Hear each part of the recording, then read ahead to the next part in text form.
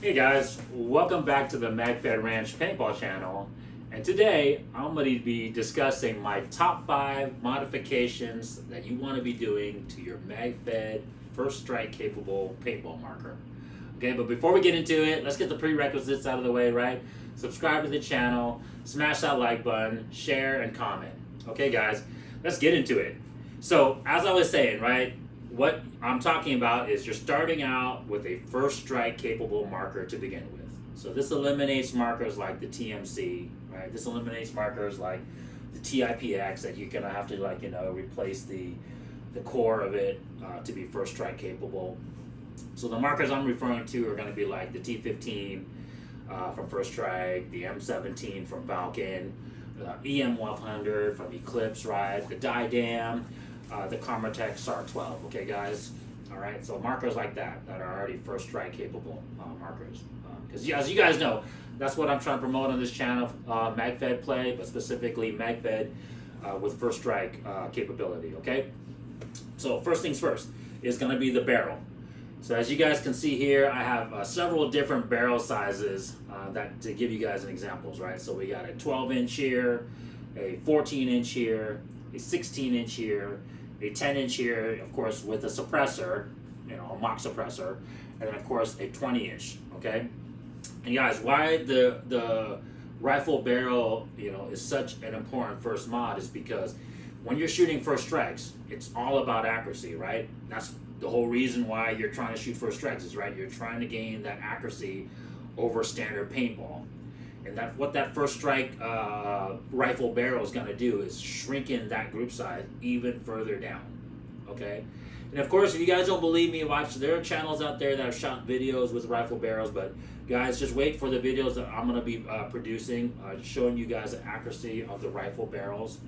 And of course, I'll try to compare you guys with just kind of what a standard barrel will shoot as well, okay? But yeah, first step is to get that group size down and increase your range and your accuracy and your shot group at the further distance. And a rifle barrel is 100% going to help you with that.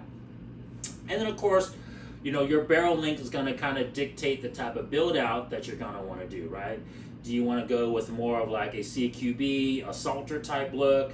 A GPM, kind of a general purpose, do it all marker style, right? Kind of mid-length look, something like a 12 or 14-inch. Or are you going to try to do more of a DMM, or of course a sniper length, right? 16 to 20-inch look, okay? Now, a side part to go with the number one, but it's not in my top 5 list because it's not necessary to get that performance that the rifle barrel will give you, okay, is of course the handguard, right? Your chosen handguard to go with the barrel length that you decide to choose, right? So you can attach a barrel on a stock marker and the functionality, the accuracy, and everything like that will still be there, okay? So it's not going to affect that performance aspect, but it's obviously just to complete that look, right? It's to get that cool factor. And what do we always say on this channel, right? Look cool, feel cool, shoot cool, play cool, right? So yeah, definitely a handguard will be kind of an additional piece if you wanted to with your barrel to complete that look, okay? So number two is going to be the riser, right? The riser. This piece right here, as you guys are aware, I always recommend the First Strike FSR adjustable riser. The reason for that is just I found that it is the perfect height to complement any optic that you decided to go with. It's the perfect height that matches your line of sight, because as you guys have I've said it on my previous videos, the air tank is obviously a lot thicker than your standard AR buttstock. And of course, when you play paintball with a mask, it adds that extra layer of thickness as well too. And so your cheek weld is going to make your face sit up a lot higher than a standard, AR rifle is going to be. And so that optic has to sit up a little higher, so that way your eye can be behind it. And so the First Strike adjustable riser is that perfect height that I found will give you that line of sight correctly, okay? And so that's what I would recommend. And plus, it also kind of gives you that adjustability if you need to take that long distance shot, right? And you need to take that long distance shot for greater distances, you can take that long distance shot, you know, like if you're trying to shoot out past the 100-yard that your reticle shows, you can do that with the you know, with the adjustment here, right? And you know, and the adjustments, as you can hear, I don't know if you guys can hear it on the camera, but it's very solid, very positive. You can feel each click, each hash mark. And so if you need to too, you can kind of like mark each hash that it has here.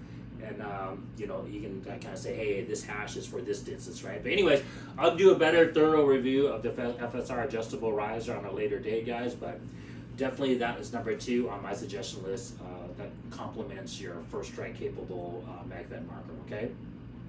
Number 3, of course, continuing with the theme of getting better accuracy and getting obviously better at long distance shooting, is of course going to be the Optic, okay? Optic of choice, okay? Of course, as you can see here, there's no optic on this marker, but all these other markers have some type of optic on it. This one right here has a fixed crossbow scope and a 45-degree red dot. I'll show you guys real quick. This one's really a cool setup, as you guys can see right there. So it's got a fixed crossbow scope and then a 45-degree mount red dot attached next to it. So it kind of gives you the best of both worlds. You can kind of do those quick, you know, close range snapshots, but then also have the capability to go long distance with the crossbow reticle when you need to. What would be my suggestion as far as if you were just going to go with one optic? Would it be a red dot or a crossbow scope? My personal opinion, guys, I think it's the crossbow scope.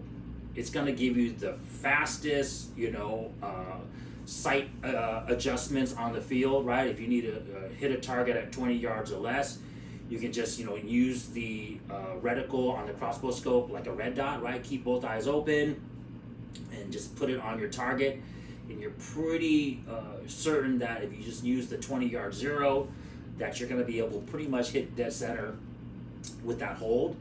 Now, the only con is that the reticle is a little bit harder to find than a red dot, right? Because of the whole eye relief, right? The red dot doesn't really have an eye relief, so you pretty much can have it at any distance from your face, whereas the reticle on the scope, of course, you're going to need to be at the right eye relief distance. That's typically 2.5 inches to 3 inches from the objective lens, right? So it's just a little bit slower in terms of picking up the reticle, but it's possible, it's doable.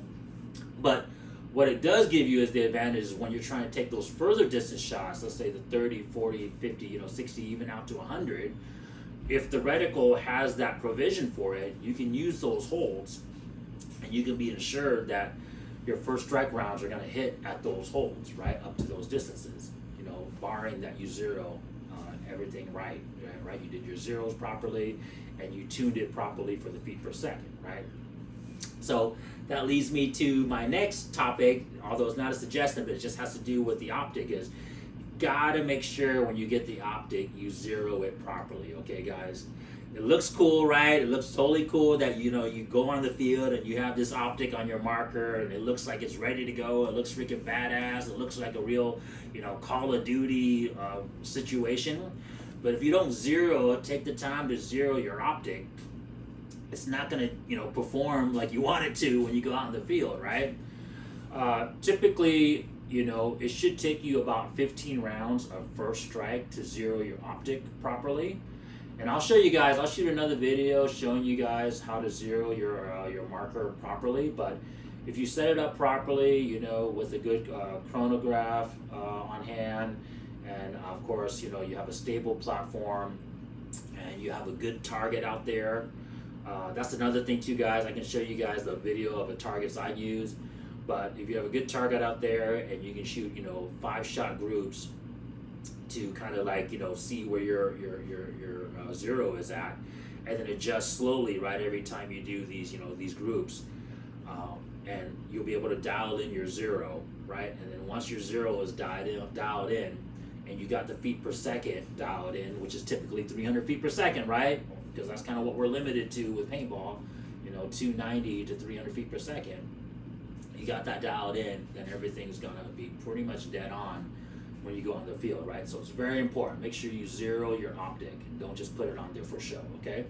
So number 3 is optic, okay? Number 4, I was gonna go with magazines, okay? But I'm assuming if you've had a magazine-fed marker for a little while, and you've been playing it for a little while, right? I'm assuming that you've picked up some magazines already. Okay, so let me say, okay, maybe this will be an honorable mention. Honorable mention would be more magazines, okay, guys? But like I said, this is assuming that you've been playing Magfed for at least a little bit while now, and now you're trying to increase the performance of your magazine-fed marker, right? So my guess is that you had, at least a few more magazines purchased by this point, right? But I would say a good number of magazines to at least minimally have would be like 6 to 8. Preferably, I would say get 8 to 10 magazines. And the reason for that, guys, is it just makes your day more enjoyable, less of a hassle. You can have magazines preloaded before you go onto the field, so that way you don't have to worry about winding them up when you get there and loading up your rounds. The other thing too is from time to time you're gonna get equipment failure, right? So let's say your magazine fails, or it gets gummed up, it falls into dirt, or it gets shot up by an opposing player, right? So now there's paint in it, and now you gotta take it apart to clean it. If you have some extra magazines, that's not part of your standard loadout, right? So you can just kind of put those magazines aside and just carry on with your day without having to worry about cleaning them up and getting them to work again, right? And so you can just kind of continue playing with your normal loadout and then just kind of clean it up later when your day is done. I would say at least a minimum loadout for a magazine-fed player should be at least 4 magazines, right? 1 in your marker, and then at very most like a very fast gun and run 3 magazine chest plate setup, right? I think that's pretty decent. 4 magazines of 20 rounds, that's 80 rounds.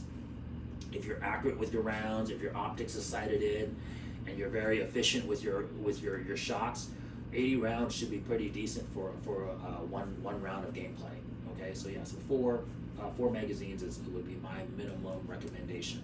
Okay, so that's my honorable mention, guys, is magazine. So my actual number 4 is going to be a sling. Okay, guys, and the reason why you want a sling is because these markers get heavy, guys. Anybody that's played magazine-fed marker, even the military guys, right? These guys are super in shape. That's all they do. They're trained. Even the special forces guys, right? All they do is they train, and all they do is they freaking live and breathe and in combat, right? And a sling helps them obviously take some of that burden off of this marker, because these markers, guys, they are very realistic, and so they weigh very close to their real life counterparts. And of course, with the additional riser, which is a big piece of metal, the optic and the rings, the iron sights, right? It starts adding up to like a real life rifle, right? These things can get up to 10 pounds, or more, depending on the optic of choice that you use, or the different accessories if you add a suppressor to the end of it. So a sling just allows you to kind of like be able to play throughout the day, right? Let's say during your downtime and you're just carrying your rifle around, you don't have to hold it, right? You don't have to hold it in your hand and get fatigued, right? So you can just kind of slump it, let it rest on your chest, cinch it up, and carry it on your back if you need to, right? So it just kind of allows you to go hands-free, enjoy the rest of your day, load magazines if you need to, clean your gear if you need to without having to set your marker down, right? And just kind of leave it unattended. The marker can be on you all the time, so your peace of mind is that the marker is with you all the time, right? No one's messing with it, no one's stealing it, whatever bad case scenario it could be, okay? And then of course, if you're playing magazine-fed, Magfed, you're eventually gonna want to get a sidearm, right? So you're gonna want to carry either a Tipman TIPX or a First Strike FSC, right? So you're gonna want some backup marker, because of course we're limited in ammo already, and of course we're limited in magazine shot count. So it's not very uncommon to run dry on your primary marker, right? Your rifle marker, drop it with your sling. Let it drop down with your sling, and then transition to your sidearm and engage with your sidearm, right? So a sling allows you to do that. Like I said, it's just, there's so many different reasons, benefits that it gives you to enjoy a Magfed experience, and of course just kind of helps you, be less fatigued throughout the day. Okay, so number 4 would be a sling. All right. Number five. Number five is going to be a tough one. I would say number five.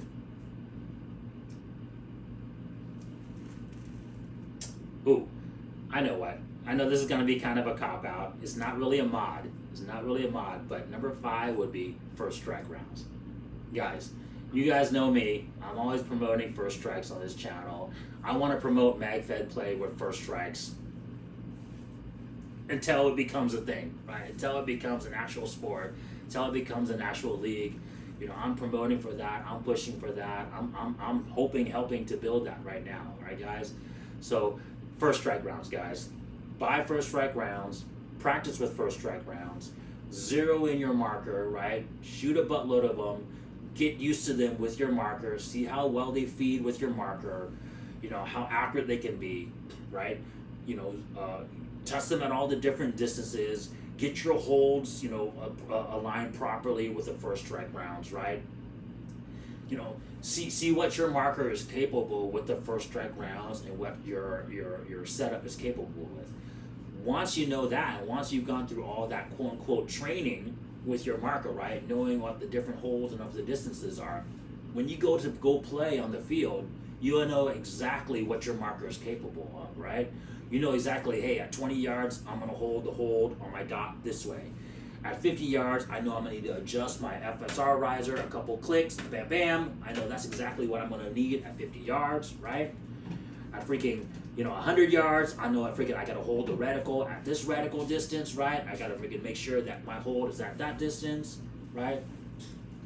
I know exactly that, hey, it's going to, drift slightly to the left at a certain distance, right? Because just the natural trajectory of a first strike rounds, or just how your gun shoots, right? It's just in general. So I would say first strike rounds, so that way you can just practice with those rounds and get your marker capable of what is capable with those rounds, okay, guys? So, guys, to repeat, right, number 1, barrel, number 2, riser, number 3, optic, number 4, sling, and number 5, first strike rounds to practice on, okay? And, of course, the honorable mention of more magazines, okay, guys? So, guys, if you guys like this video, please subscribe to it, smash that like button, share and comment. Check you guys on the next one.